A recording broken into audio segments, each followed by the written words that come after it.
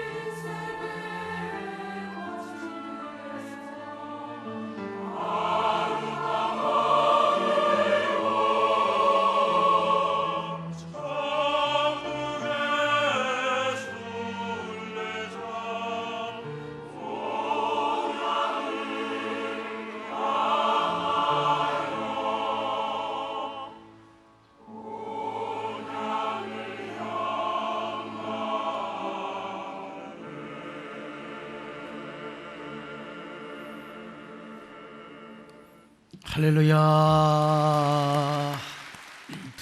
여러분은 평생 인생을 살아오면서 정말 후회되는 사건, 너무너무 탄식이 되고 눈물 나는 사건을 경험해 보셨습니까? 그 일만 행하지 않았다면 내가 이 고생하지 않았을 텐데, 그 일만 없었으면 내가 오늘 이렇게 살아가지는 않을 텐데, 이런 후회와 탄식이요. 제가 꽤 오래전에 어떤 자매님의 상담을 받은 적이 있습니다. 저는 상담을 안 받습니다. 여러분 상담 신청하지 마세요. 근데 어떻게 우연한 기회에 이렇게 상담을 할 수 있게 되었어요. 남편이 있는 자매였는데 참 우연한 기회에 어느 남자와 잘못된 만남을 가졌습니다. 그것도 공원에 혼자 거닐다가, 여러분 괜히 우리 여자 집사님들 공원에 혼자 괜히 막 외로운 여자인 것처럼 그러면은 또 마선생이 와서 딱 그냥 달라붙은 경우가 있습니다. 처음에는 남편이 제공해 주지 못하는 그 환한 미소, 따뜻한 감미로운 사랑한다는 그 이야기, 여기에 이제 여자들이 녹아나가는 겁니다. 그리고 따뜻한 퐁, 뿅 간 거요. 나중에 보니까 돈 가져와라 협박하고, 가만히 안 둔다 두들겨 패고, 너무 힘들고 괴로웠으면, 얼마나 괴로웠으면 저를 찾아왔겠습니까? 하나님의 은혜 가운데 잘 기도하고 해결이 되었습니다마는, 여러분도 단 한 번의 사건으로 말미암아 후회하는 사건이 혹시 없었습니까? 회한과 탄식, 후회의 눈물을 흘려본 적이 없느냐 이 말이요. 오늘 본문에 소개된 아담과 하와가 그랬습니다. 이 아담과 하와가 에덴 동산에서 생명나무를 선택하지 않고 선악과 나무를 따먹어서 에덴의 그 모든 영광과 축복의 특권을 다 잃어버리고 말았습니다. 에덴 동산이 어떤 곳입니까? 에덴 동산은 인류 최초의 성전이요 낙원이었습니다.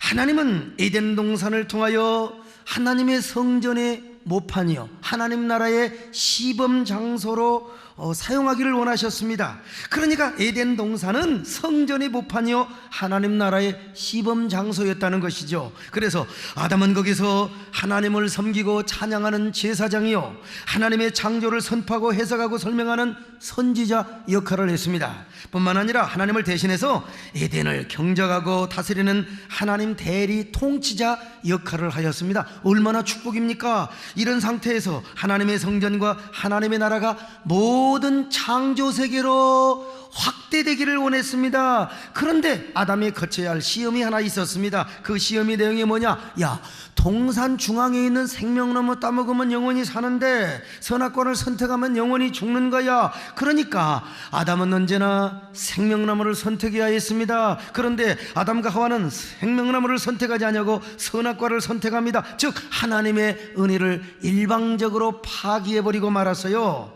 그래서 그는 죄와 저주와 사망의 노예가 되었을 뿐만 아니라 저 에덴의 동쪽으로 쫓겨나 버립니다. 에덴의 동쪽이 어떤 곳입니까? 에덴의 동쪽은요 온갖 엉겅퀴와 가시덤 풀이 가득한 곳입니다. 각종 씨 맺는 채소나 그리고 나무는 자라지 않습니다. 여러분 생명과 실 없어요. 그저 엉겅퀴와 가시덤 풀과 찔레가 가득한 곳입니다. 게다가 온갖 미움과 증오와 살력과 분노가 가득한 곳입니다. 오죽하면 여러분 친형 가인이 동생 아벨을 돌로 쳐 죽였던 끔찍한 장소였습니다. 아담과 하와는 땀 흘려 노동하는 것도 힘들고 잉태하는 고통과 해산의 고통이 심할 뿐만 아니라 온갖 죄의 대가를 다 지불하고 살았어요. 거기에다가 큰 아들놈이 작은 아들놈을 돌로 쳐서 죽이는 그 사건을 여러분 두 눈으로 목격을 해야 했으니 얼마나 고통스러웠겠습니까? 그래서 아담과 하와는요 선악과를 따먹은 자신의 행동을 얼마나 후회했는지를 몰라요. 서로가 서로를 원망하며 당신 때문이라고 너 때문이라고 말이지요. 회한과 탄식을 얼마나 했는지 몰라요. 저주를 되씹으며 되뇌이며 살았습니다. 내가 왜 미쳤다고 선악과를 따먹었단 말인가? 얼마나 미쳤으면, 내가 얼마나 고립이었으면, 내가 얼마나 어리석었으면 선악과를 따먹었단 말인가? 이런 성경의 이야기를 모티브로 하여 나온 유명한 소설이 있어요. 존 스타인백의 바로 에덴의 동쪽이라고 하는 소설입니다. 제가 이번에 미국 사리나스와 몬트레이 연합집회를 인도하고 왔는데 뭐 사실을 주중에 그렇게 억지로 갔다 와 이후 집회도 해야 했지만은, 그러나 에덴의 동쪽이라는 그 자료를 좀 설명할 때 제가 좀 사진 찍어 오려고 제가 일부러 다녀왔습니다. 존 스타인백이 사리나스라는 곳에서 에덴의 동쪽이라고 하는 소설을 썼습니다. 그 소설을 써서 노벨 문학상을 받았습니다. 1962년에. 지금도 여러분요, 사리나스 계곡은 녹색 초원의 대평원을 이루고 있습니다. 그곳에서 존 스타인백이 영감을 얻어가지고, 야, 내가 소설을 쓰지. 그래서 쓴 소설이 바로 에덴의 동쪽이고 노벨 문학상을 받았다니까요. 그래서 사리나스에 가면은 존 스타인백의 기념관이 있습니다. 저기가 바로 존 스타인백의 기념관이고요. 그리고 이제 안으로 들어가고 저기는 존 스타인백의 생가가 있습니다. 그리고 안쪽에 존 스타인백의 영화라든지 여러 작품을 소개하는 이런 그 기념관이 쭉 진열되어 있어요.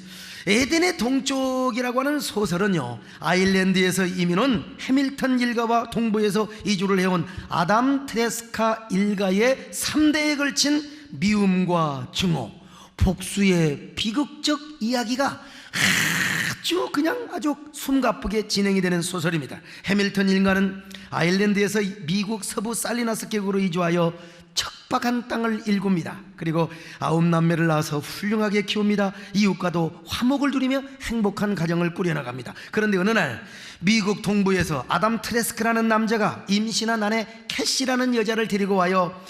아담은 아버지로부터 받은 상처가 많은 사람이요, 이리 방황하고 저리 방황하다가 어느 날 사랑하는 연인 캐시를 만납니다. 그리고 그 여자와 만나서 그 꿈에 부풀어 사리나스라는 곳에 와서 이상적 낙원을 이루리라, 행복한 세계를 만들리라. 그리고 이곳에 와서 아주 행복한 가정을 이루며 살려고 꿈에 부풀었습니다. 그러나 그의 아내 캐시는 아주 교활하고 사악한 여자였습니다. 그녀는 아담에게서 쌍둥이를 낳은 후에 아이를 버려둔 채 저 샌프란시스코 시내까지 나가서 창녀로 돈갑을 합니다.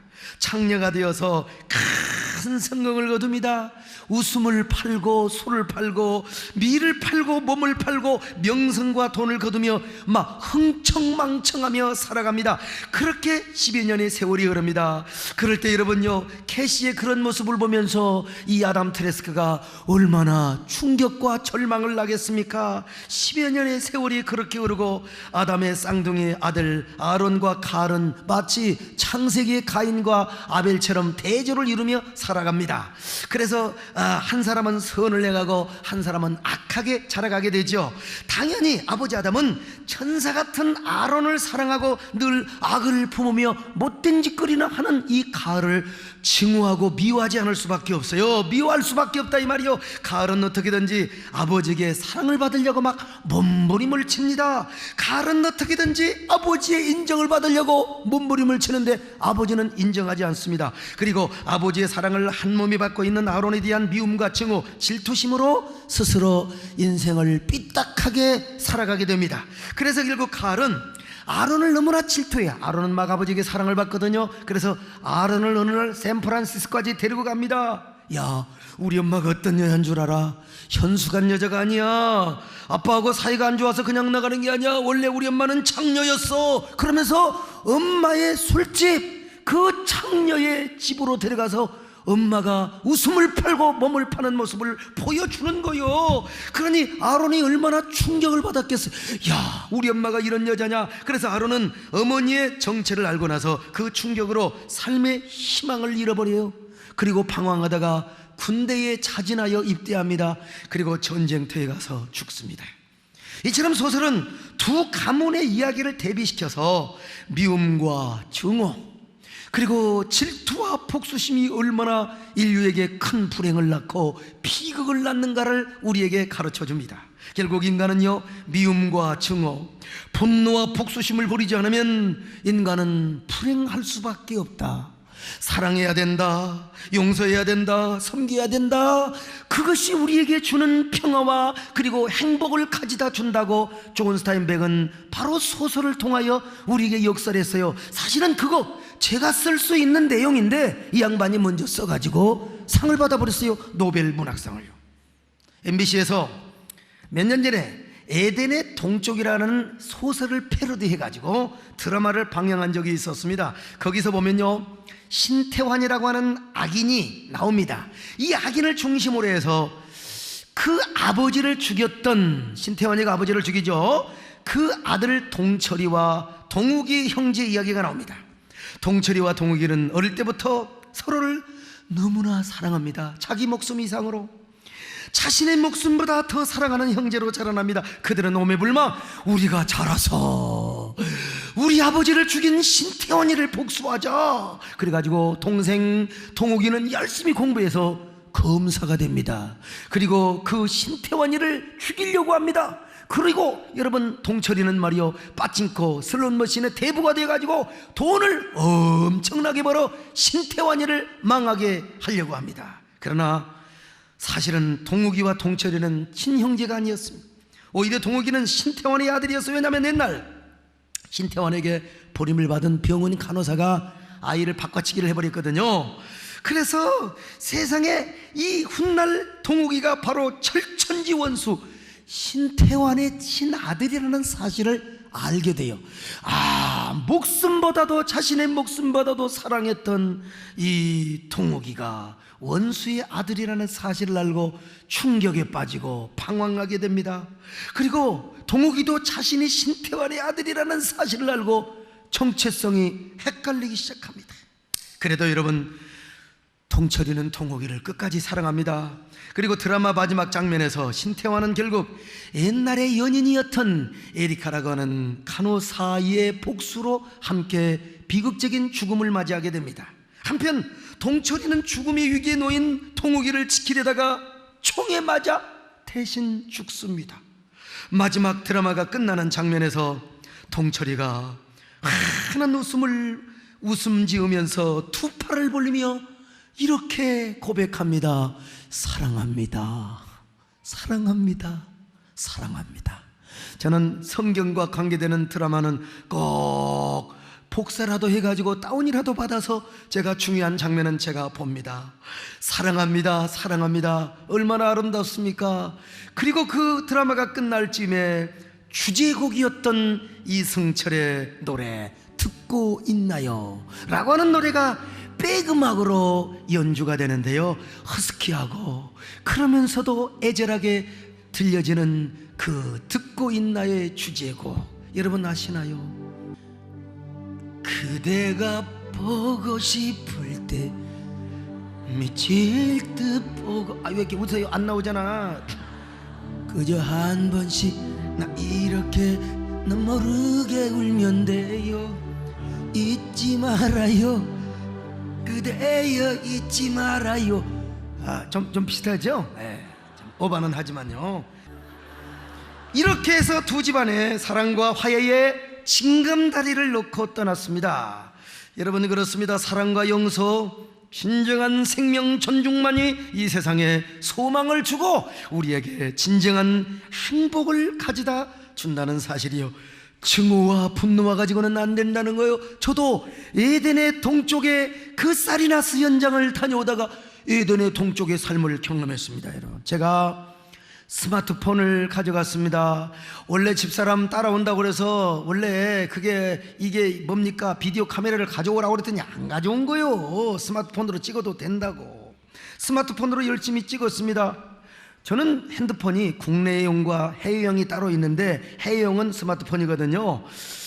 그걸 열심히 찍어가지고 동영상까지 다 찍었는데 그만 그걸 공항에서 내리면서 차에다가 두고 내려버렸어요. 그것도 사소한 문제 가지고 집사람과 말다툼을 하다가 말이죠. 와, 머리가 핑핑 도는 겁니다. 그 미국 목사님, 저를 픽업한 목사님에게 전화만 하면 되는데 전화기도 없습니다. 더더구나 그 전화번호는 거기에 있는 거예요. 국내에 가지고 있는 전화번호로 하면 되는데 밤 시간이 2시란 말입니다. 콜렉트콜 다행히 1800-82-8256, 옛날 여러분 15년 전에 온 것이 그때 살아나는 겁니다. 여러분, 그래서 열심히 콜렉트콜로 우리나라 다 천도사님, 우리 비서 집사님, 목사님 전화를 해도요, 이 바보들이 세상에 콜렉트콜을 어떻게 받는지를 모르고 여보세요 하고 안내방송에 나오니까 끊어버리는 겁니다, 여러분. 그래서 막 어떻게 연락을 해가지고 그 전화는 해도 받질 않아요. 목사님들이 좀 받아야지. 그래서 그분들과 연락이 됐을 때는 그분이 다시 유턴에 가서 와봤자 제가 비행기를 못 타요. 그래서 일단 비행기를 타고 그 스마트폰을 거기다 두고 왔을 때 막 집사람을 향한 그 분노와 증오심, 괜히 따라와가지고 말이야, 그것도 비디오 카메라를 갖고 왔으면 가방에 저장하면 될 거 아닙니까 말이죠. 아, 전화를 받지 못하는 비서, 우리 기사를 비롯해서 전화를 못 받은 말이요, 우리 시내 사모와 그리고 우리 누굽니까 최은아 집사까지 전부 다 원망. 저런 바보들, 골빈 인간들 말이야, 콜렉트콘 하나도 못 받아 말이야. 아, 그 증오와 폭소심. 여러분, 비행기 타는데 막 괜히 스튜어디스가 미워지는 겁니다, 여러분. 가만히 막 그냥 이 말을 얼마나 속상해가지고 말이요. 그런데 와서 밥 먹으라고 밥 먹는 것도 막 싫어요. 아유, 다행히 공항에 내리니까 그래도 그게 동영상은 못 보내도 착각착각 찍어놓은 단편 사진은 이메일로 보냈다는 얘기를 듣고 제가 드디어 조금 화가 풀어졌다는 사실. 아하, 에덴의 동쪽이 바로 그거구나. 증오와 분노 가지고는 절대로 이 세상에 소망이 없구나. 그래서 제가 다시 한번 깨달았어요. 그래서 저 에덴의 동쪽에서 살았던 아담과 하와가 그렇게 에덴 동산을 사모하는 이유를 다시 한번 제가 깨달았던 거 아니겠어요? 거기는 생명나무가 있습니다. 저 인간 존재의 원형과 그리움이 있다 이 말입니다. 근원이 있다 이 말이요. 그래서 그때라도 생명나무를 따먹고 싶어서 에덴의 동쪽에서 다시 에덴으로 돌아가려고 했던 이 아담과 하와의 마음이요. 그러나 그런 소망과 욕망을 가지고 에덴으로 가는 길목에 가는데 거기에 생명나무로 가는 길목을 딱 차단하고 있어요. 누가요? 그룹 천사가 화염검을 들고 딱 차단하고 있다 이 말입니다. 그러니 얼마나 절망하고 좌절을 했겠습니까? 아담과 하와가 얼마나 에덴 동산에 들어가려고 여러분 시도를 했겠습니까? 여러분, 반복할 때마다 날마다 화염검을 들고 못 가게 지키고 있다 이 말입니다. 왜냐하면 아담과 하와는 생명나무를 따먹을 권한을 없어요. 그 특권을 잃어버리고 말았습니다. 생명나무에게로 나가지를 못해요. 에덴 동산에 들어갈 수가 없습니다. 왜냐? 하나님의 언약을 일방적으로 파괴해버리거든요. 그러면 그럴수록 아담과 하와는요, 에덴이 더 애타게 그립고 생명나무를 목마르도록 갈망하는 겁니다. 그래서 에덴 동산에 들어가지 못하고 죽어요. 그 에덴을 향한 그리움, 원형과 인간 존재의 근원을 향한 목마름을 후손들에게 남겨준 채, 그래서 아담과 하와의 후손들은 그렇게 생명나무를 그리워할 수밖에요. 어거스틴의 표현대로 에덴의 동쪽에서부터 두 도성이 시작됩니다. 하나는 인간의 도성이요, 하나는 바로 하나님의 도성이요. 하나님의 도성에는 언약이 있지만 인간의 도성에는 언약이 없어요. 그럼에도 불구하고 인간의 사는 도성도 다 생명나무를 그리워할 수밖에 없어요. 그런 그리움이 내재적으로 생내적으로 존재한다 이 말이요. 그래서 고대 근동에서는 코스메틱 마운틴, 곧 우주적 산이라고 하는 개념이 있었습니다. 그리고 거기 한 중앙에 생명나무가 있고 거기서 생명의 근원이 나온다. 이 바로 이 우주적 산의 개념이 에스겔서에 용해가 잘 되어 있는데요. 그래서 대형 박물관에 가보면은 페르시아관이라고 하는 것이 있는데 거기가 나무가 있어요. 왕의 사신의 사냥을 할 때마다 언제나 나무가 그려져 있는데 그 나무가 뭐냐? 생명나무를 연상하고 이미지화한 것입니다, 여러분. 인간은 하나님의 언약을 알든 모르든 그저 원형을 그리워합니다. 인간 존재의 기원과 그리고 근원을 향한 목마름과 원형을 찾고 싶어하는 갈망이 있습니다. 그래서 사람들이요, 원형을 향한 향수, 곧 인간의 노스텔지어는 생리적으로 존재합니다. 생리적으로 타고나요. 영혼을 사모하고 죽지 않고 싶고 영원히 살고 싶어하는 마음이 예수 믿지 않는 사람에게도 다 있다 이 말이에요. 왜? 우리에게는 칼빈의 표현대로 종교의 씨앗이 뿌려져 있기 때문에 그렇습니다. 자기 존재와 근원을 향한 목마름과 갈구가 있기 때문에 사람은 탐구하는 철학이 있습니다. 학문이 있어요. 음악이 있습니다. 문학을 하고 그리고 시를 쓰게 되는 겁니다. 결국 에덴으로 돌아가고 싶어하는 원형의 그림 때문이라고, 그 원형을 향한 목마름이라고 말할 수 있습니다. 제가 어린 시절에 최희준 씨가 불렀던 하숙생이라는 노래가 있습니다. 그 노래 가사를 보면은요, 진짜 인간 존재의 근원이나 원형을 잘 그려놓고 있어요. 이런 종교적인 갈구가 잘 용해되어 있거든요. 인생은 나그네 길, 어디서 왔다가 어디로 가는가, 구름이 흘러가도 떠돌다 가는 길에 정일랑 두지 말자. 무슨 정을 안 둬요. 두고 싶지만 그냥 그렇게 노래하는 것입니다. 여러분, 제가요 어린 시절에, 초등학교 시절에 콩쿨 대회를 나가서 이 노래를 다리를 까딱까딱 하면서 불렀다는 사실을, 여러분, 그래서 이 노래가 제가 비교적 익숙합니다. 이 젊은 사람들은 이 노래 뭔지 모르지만요, 인간 존재의 원형과 그리움이 목마르게 솟구쳐 오르는 느낌을 얻게 하는 바로 이 노래입니다. 하모니카로 들으면요 또 일품이 있습니다. 아, 인생은 무엇인가 한번 들어보세요.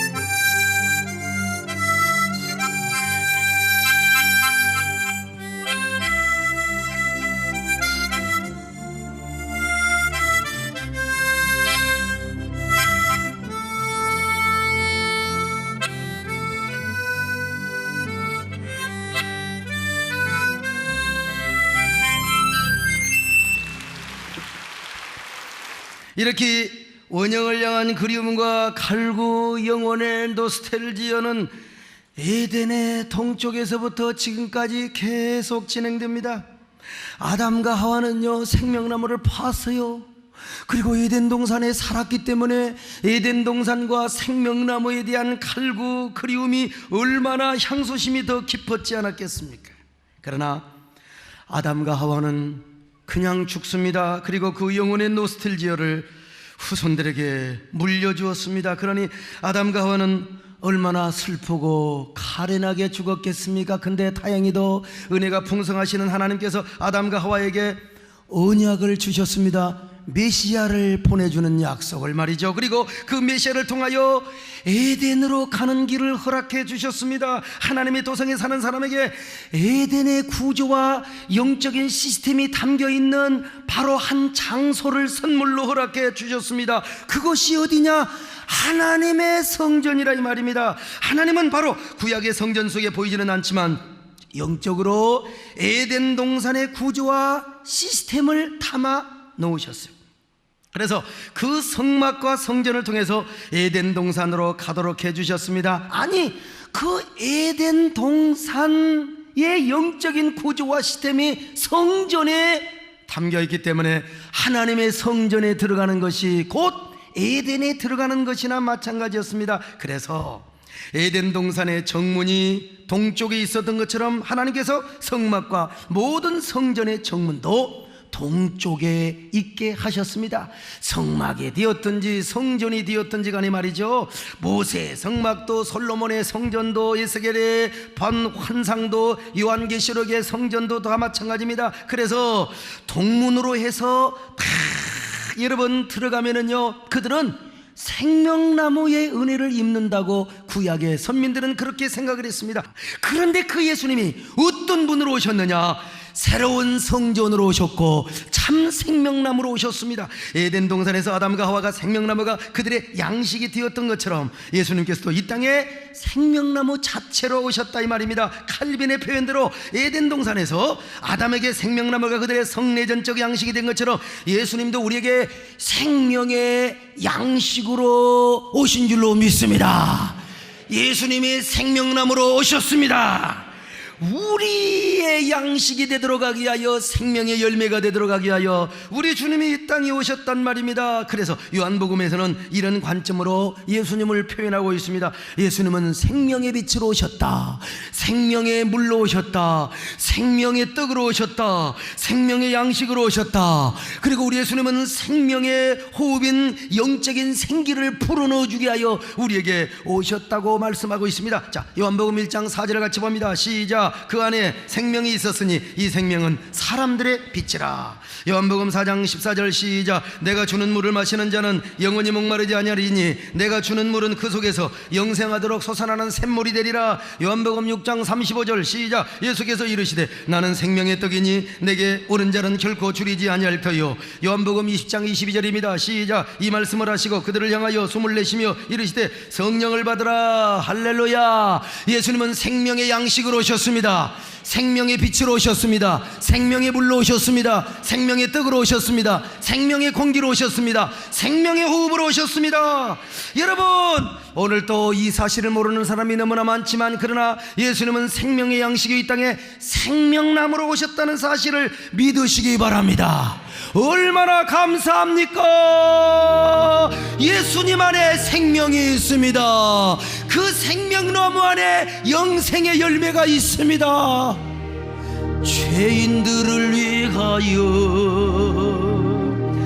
주님 찾아오셨네. 그 안에 생명이 있네. 죄인들을 위하여 주님 찾아왔으나 사람들 영접하느니 예수 안에 생명 있네. 주님이 빛이 되시네.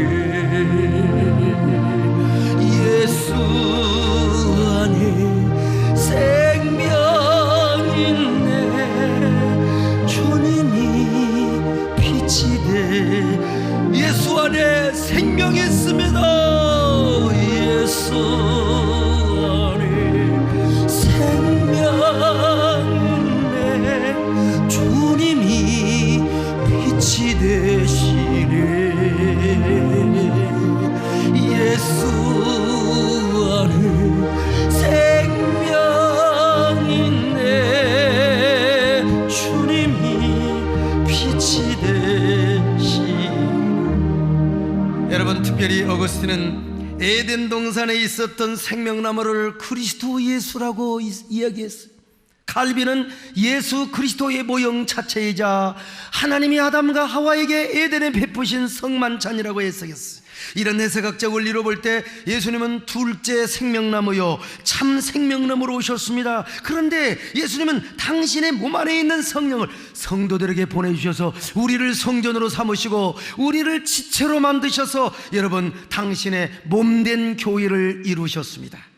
그러므로 교회가 새로운 에덴 동산이요, 새로운 낙원이요, 그리고 새로운 성전입니다. 그리고 그 낙원의 주인이요, 왕이 누구냐? 예수님이라는 거예요. 그래서 교회는요, 예수님의 생명에 의해서 다스려지는 줄로 믿습니다. 예수님의 말씀에 의해서 다스려집니다. 예수님의 은혜로 다스려집니다. 할렐루야. 근데 여러분, 오늘날 생명나무는 존재하지 않습니다. 생명나무는 크게 두 가지로 설명할 수 있는데, 첫째는 역사적 실체로서의 생명나무가 있어요. 에덴 동산도 마찬가지입니다. 역사적 실체로서의 에덴 동산이 지리적으로 존재했습니다. 지리학적으로 터키의 중남부라고 학자들이 이야기를 합니다만은, 그러나 지금 아무리 터키를 가봐도, 아무리 이라크를 가봐도, 이란을 가봐도 생명나무, 그리고 뭡니까? 에덴 동산은 존재하지 않습니다. 그렇습니다. 역사적 실체로서의 생명나무는 존재하지 않지만 언약의 상징으로서의 생명나무가 존재해요. 그 언약의 상징으로서의 생명나무를 잠언서가 이야기하고 있습니다. 솔로몬이 잠언서를 쓸 때도 에덴 동산은 자취도 없어져 버린 상태입니다. 생명나무도 존재하지 않는데 언약의 교훈으로서의 생명나무를 이렇게 소개해주고 있습니다. 잠언 3장 18절입니다. 시작. 지혜는 그 얻은 자에게 생명나무라. 지혜를 가진 자는 복되도다. 의인의 열매는, 자, 잠언 11장 30절 시작. 의인의 열매는 생명나무라. 지혜로운 자는 사람을 얻는지라. 잠언 13장 12절 시작. 소망이 더디 이루어지면 그것이 마음을 상하게 하거니와 소원이 이루어지는 의고 생명나무니라. 잠언 15장 4절 시작. 온순한 혀는 곧 생명나무이지만 패역한 혀는 마음을 상하게 하느니라. 그랬습니다. 이 이야기는 다음에 자상하게 설명을 해주겠습니다만은 어쨌든 간에 저는 지금 언약의 상징으로서의 생명나무를 여러분에게 이야기하고 있어요. 근데 우리 예수님께서 이 땅에 참 생명나무로 오셨다는 것입니다. 참 생명나무로 오셔서 우리에게 생명의 양식이 되어주시고 생명의 원리가 되어주시고 진정한 영생을 공급해 주셨다 이 말이요. 여러분, 우리가 언약의 상징으로서의 생명나무를 따먹으며 그 안에서 생명을 누리고 영생을 누리는 축복을 얻게 되었다 이 말이요. 이것이 얼마나 큰 은혜요, 얼마나 큰 축복인지 알 수가 없어요. 이런 은혜를 여러분들이 다 누리시길 바랍니다. 교회는 새로운 차원의 에덴 동산이요, 낙원이요, 성전이라고 있어요. 그리고 거기의 왕이 주님이요. 따라서 교회는 언제나 주님의 생명에 의해서 움직여야 돼요. 주님의 말씀과 성령에 의해서 움직여야지. 따라서 우리는요, 언제나 신앙생활하면서 생명의 원리로 해야 됩니다. 언제나 주님의 복음을 따르고 말씀과 성령을 따르며 이른바 생명나무를 선택하는 삶을 살아야 한다 이 말이에요.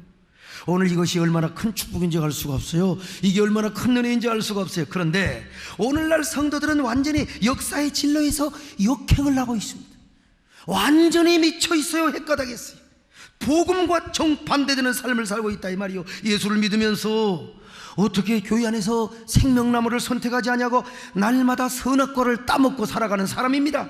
하나님은 에덴 동산에서 아담과 하와에게 절대로 선악과를 선택하지 말라고 했거든요. 선악과를 선택하지 말란 말은 하나님을 왕으로 모실 뿐만 아니라 선악의 지식을 선택하지 말란 말이요. 선악의 지식을 선택하지 않는 이유가 있어요. 이유는 단 하나, 선악 판단의 고유 권한이 누구에게 있느냐? 하나님에게 있습니다.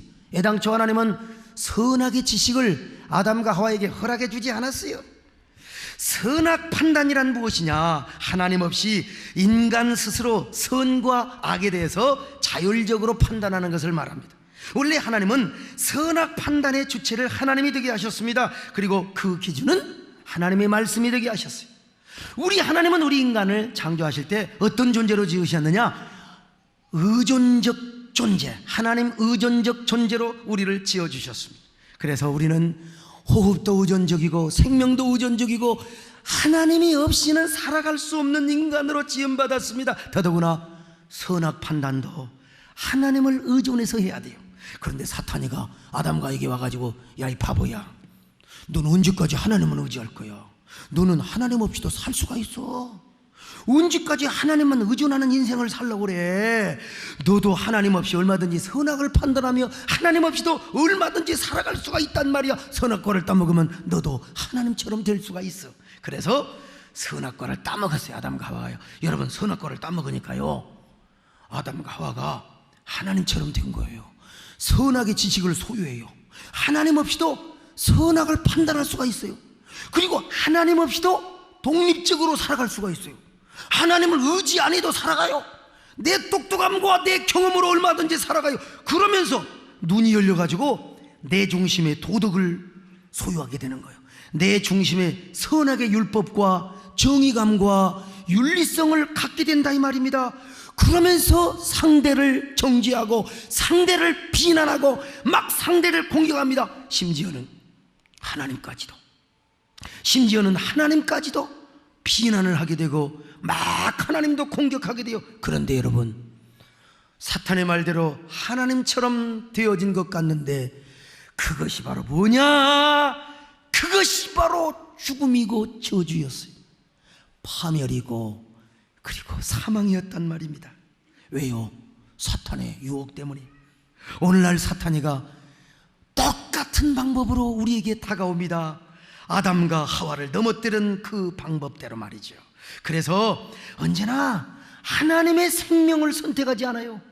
예수를 믿는 사람이 입술로는 주여 주여 하는데 실제로 우리의 삶 속에서는 생명을 선택하지 않습니다. 언제나 선악의 마인드로, 선악의 개념으로 언제나 선악 판단을 넘어서 언제나 신앙이 공격적이고 비판적이고 언제나 부정적입니다. 그리고 자기 기준의 도덕감, 자기 기준의 윤리나 정의감으로 포장이 되어가지고요, 그러니까 사람들이 들으면 그 사람의 말이 옳아요. 오늘날 안티크리스찬들, 여러분 그들이 말이 얼마나 옳습니까? 근데 그 속에 얼마나 분노와 그리고 얼마나 증오와 미움과 살인과 악독함이 가득 차 있느냐요. 하는 말은 옳은데 오늘 교회 안에도 보세요. 다투고 싸우고 막 그냥 서로가 분리하는 성도들 보세요. 하는 말은 옳은데 그 속에 생명이 하나도 없어. 온갖 미움과 증오와 분노와 다툼만 가득하다 이 말이에요. 왜 그러느냐? 여러분, 에덴의 동쪽에서 살아가기 때문에 그래요. 에덴의 삶을 회복하지 못하기 때문에 그래요. 선악과를 따먹은 아담과 하와의 본성을 그들이 가지고 살아가고 있다 이 말이요. 그러니까 자기 기준의 도덕적 마인드와 윤리성, 그리고 자기 중심의 정의감으로만 판단을 하며 살아간다 이 말이요. 여러분, 사탄의 유혹 때문이라는 사실을 아셔야 됩니다. 이 세상이 에덴의 동쪽입니다. 그런데 그 에덴의 동쪽의 삶이 어디로 왔느냐? 교회까지 와버렸어요. 교회까지 와가지고 말이죠, 완전히 복음과 생명이 아니라 선악과 그리고 자기중심의 윤리와 도덕이 판을 쳐버리고 있다 이 말입니다. 그래서 오늘날 교회는 오늘날 복음을 따르지 아니하고 역사의 진로에서 역행을 하는 행위를 우리가 보고 있어요. 오늘 우리 모두 에덴의 동쪽에서 다시 에덴으로 회복해야 될 줄로 믿습니다. 여러분들이 그런 역할을 하시기를 바랍니다. 우리 교회가 먼저 에덴의 아름다운 모습을 회복할 수 있기를 바랍니다. 새로운 에덴 동산으로 회복할 수 있기를 바랍니다. 그리고 우리의 삶의 에덴으로 향하고 돌이켜야 됩니다. 이것만이 한국교회가 살아갈 수가 있어요. 우리 교회가 소망이 있는 줄로 믿습니다. 그래서 이제 10월 말에 목회자 컨퍼런스를 하려고 합니다. 여러분들이 기도를 해주시기를 바랍니다. 자, 여러분, 무엇이 에덴으로 가는 길입니까? 무엇이 에덴의 삶을 선택하고 무엇이 생명나무의 은혜를 누리는 길입니까? 다음 시간에 하겠습니다. 여러분 모두 에덴의 주인공이 되시기를 주의 이름으로 축원합니다. 하나님 아버지 고맙습니다. 하나님, 우리 모두 에덴을 회복하여 이 땅에 에덴의 아름다운 교회의 모습을 보이는 저희들이 되게 하여 주시옵소서. 예수님의 이름으로 기도드립나이다. 아멘.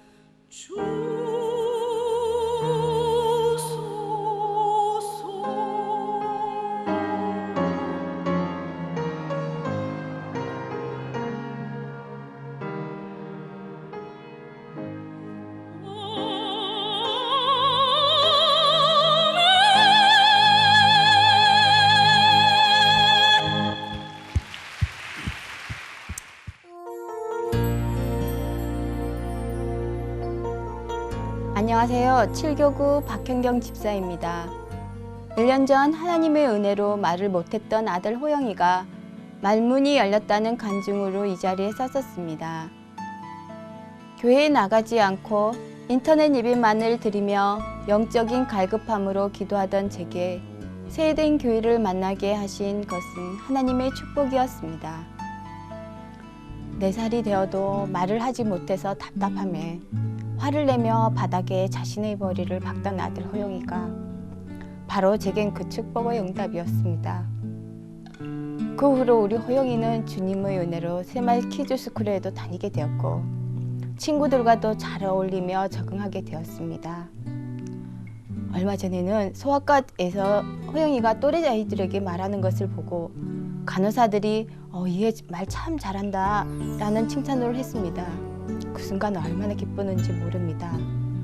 말 한마디 못했던 아들 호영이가 이런 칭찬을 듣는다는 것은 정말이지 하나님의 은혜였습니다.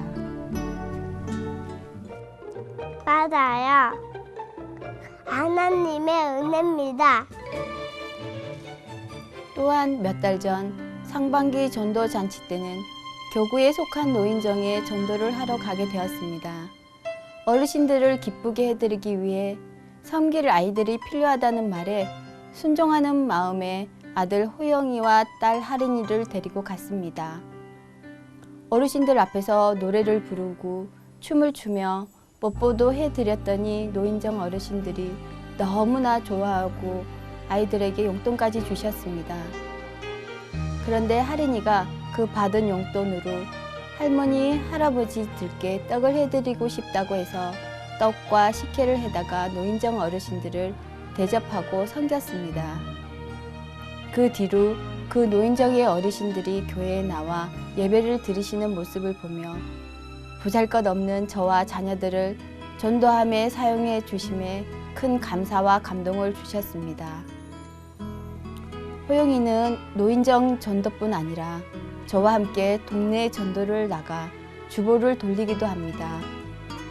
뿐만 아니라 아직은 하나님을 믿지 않는 남편이 전도할 때 쓰는 전도용품을 찬조하는 은혜도 주셨습니다. 그리고 얼마 전에는 남편이 아이들의 전도로 주일 예배도 드리고 담임 목사님을 뵙기도 하였습니다. 이제는 정말 아들 호영이의 문제가 아닌 우리 가정을 축복하시기 위한 하나님의 방법이었다는 것을 고백합니다. 또한 문제가 해결되어 전도하는 게 아니라 전도에 힘쓸 때 그 문제들을 해결해 주심을 고백합니다. 그런데 또 한 가지의 기도 제목이 있었습니다. 남편이 138kg의 거구인지라 남편의 건강이 항상 걱정이 되었습니다. 하나님께서 그 남편을 위해 작정 기도를 시작하게 하셨고 그 누구의 말도 듣지 않던 남편이 식이요법과 운동을 4달째 하게 되었습니다. 하나님께서 남편의 건강을 책임져 주시고 언젠가는 하나님의 충성스러운 일꾼으로 사용해 주실 것을 믿고 기도합니다. 20년 전 절 부르신 하나님께서 이곳 세eden 교회로 인도하심은 우리 하린이와 호영이를 향한 큰 계획이 있음을 깨달았습니다. 그리고 담임 목사님께서 주신 자녀들을 향한 약속과 비전이 꼭 이뤄질 걸 믿습니다. 또한 눈에는 보이지 않으나 늘 동행하신 하나님의 손길을 느끼며 영혼 구원의 사명을 기쁨으로 감당하기를 원합니다. 이렇게 다시 한번 간증할 수 있게 은혜 주신 하나님께 모든 영광 돌립니다. 감사합니다.